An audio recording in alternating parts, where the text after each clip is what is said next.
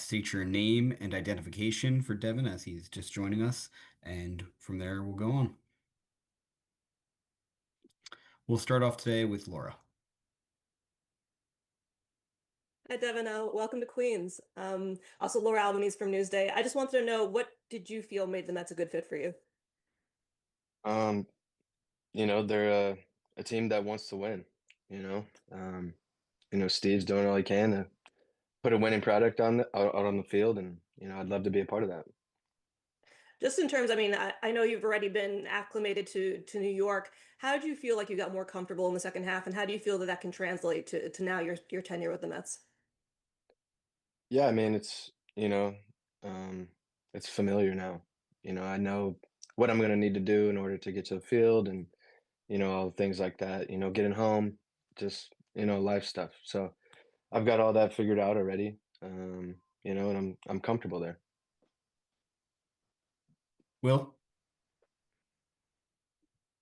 Hey, Devin, thanks for doing this. Obviously, the Mets have been tied to Edwin Diaz. He's their former closer, free agency.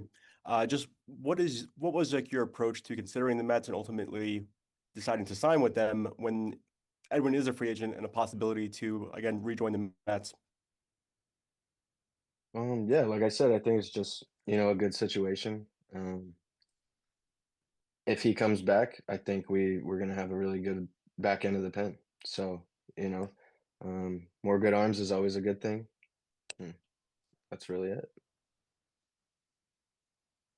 We'll go with Abby Mastracco from Daily News. Hey, Devin, Abby from the Daily News. Have you been able to sort of dissect your last season with the Yankees? Your underlying analytics were all pretty much on par for the rest of your career, but obviously there were some struggles last year. Have you been able to like figure out anything from last season? Um, I feel like there was kind of a lot of factors, really. Some mechanical, some like, pitch selection type stuff, looking back on it.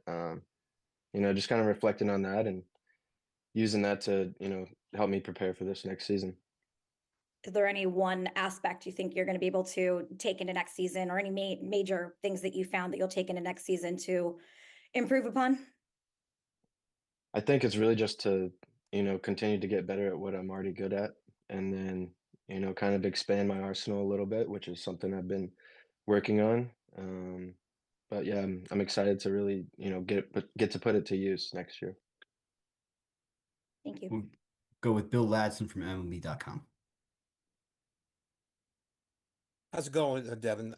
Devin, you have a relationship with David Stern that dates back to Milwaukee. Could you talk about how much that relationship helped you sign with the Mets? And also, you had a great June. And how can that great June carry over into 2026? I mean, as far as Stearns goes, I'm familiar with the way that he wants the organization run, the way that they want to do things and their process. So, I think it's another, familiarity for me. So it's all comfortable, Um, as far as my June, I don't know. We played 3 months after that, so I thought I ended the year on a pretty good run the last 2 months. But yeah, I think I'm just going to take that and try and carry it over into next season. Great. We'll go with Mark Sanchez from the New York Post. Hey Devin, congrats. You Thank mentioned you. wanting to expand your arsenal. Just what do you have in mind? Yeah, I've been tinkering with the cutter, maybe increase the usage on that. Um, Kind of, I don't know, a slidery type gyro slider. Just playing with those two, seeing if I can, add those to what I do and give myself a little more breathing room with the fastball and changeup. Was that your idea to do? What have you been in touch with the Mets about this, or I guess how did this develop?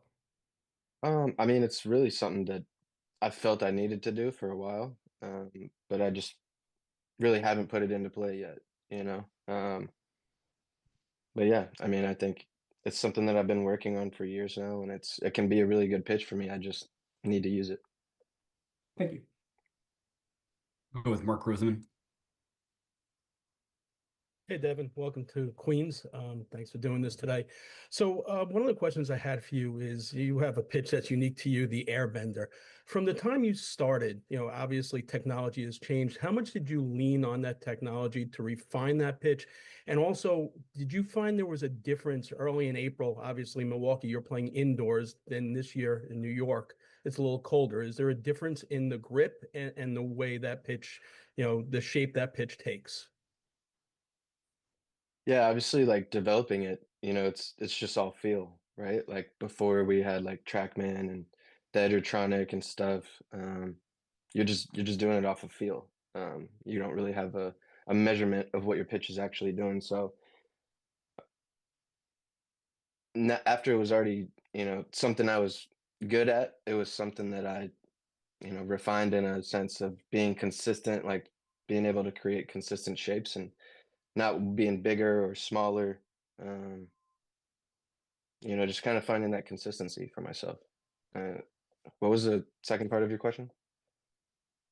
You mentioned the weather in April in Milwaukee compared to New York. Yeah, I mean, it was cold, obviously, but I've pitched in cold weather before. Um, I think it's just, something that you just have to deal with as the season goes on. Go with Jerry Beach. Hey, Devin, Jerry Beach with the Associated Press.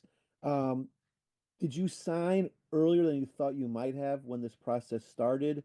And was there any thought of waiting until the winter meetings when things get a little more, there's a lot more teams involved?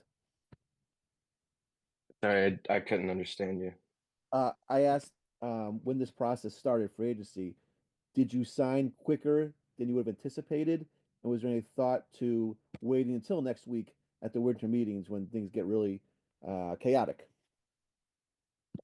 Honestly, I didn't really think that it was that fast for me. But yeah, it was a process. I felt like we took our time with it. The teams that were interested reached out and, we had conversations with them and ultimately we decided to, sign with the Mets. Mark Healy. Hey, Devin, welcome to New York with the Mets. My question is about the pitching lab. Obviously, you with David Stearns, you have a familiarity with how they go about preparing pitchers and preparing roles for the upcoming season. So, did that have, an attractability for you, knowing that, obviously it's going to be a new pitching coach, but did that familiarity with David Stearns and how he operates, with the pitching lab, did that play into your decision to sign with the Mets?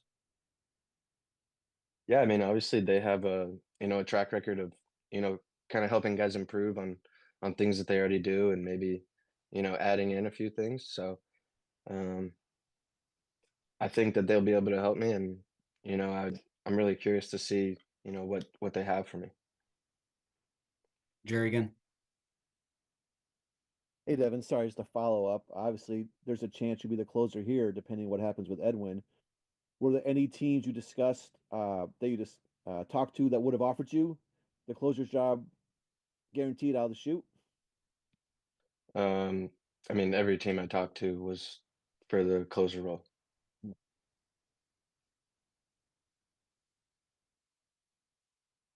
And Mark again. Yeah, just to piggyback on that. So obviously bullpens have evolved, and sometimes the seventh inning is just as important as the ninth inning. But being a closer, does your mentality need to change if you are not the closer mentally coming to the ballpark every day? I think that's more of, just being prepared, mentally and physically. If you're going to be in before the ninth inning, you just need to be ready earlier. I don't think that really changes your mindset at all. It's just a preparation thing. All right, Devin. Well, thank you very much for taking the time today. I appreciate everybody getting on here. And again, welcome to New York, and we're looking forward to it. All right. Thank you. All right. Take care, everybody, and I'll see many of you in Orlando.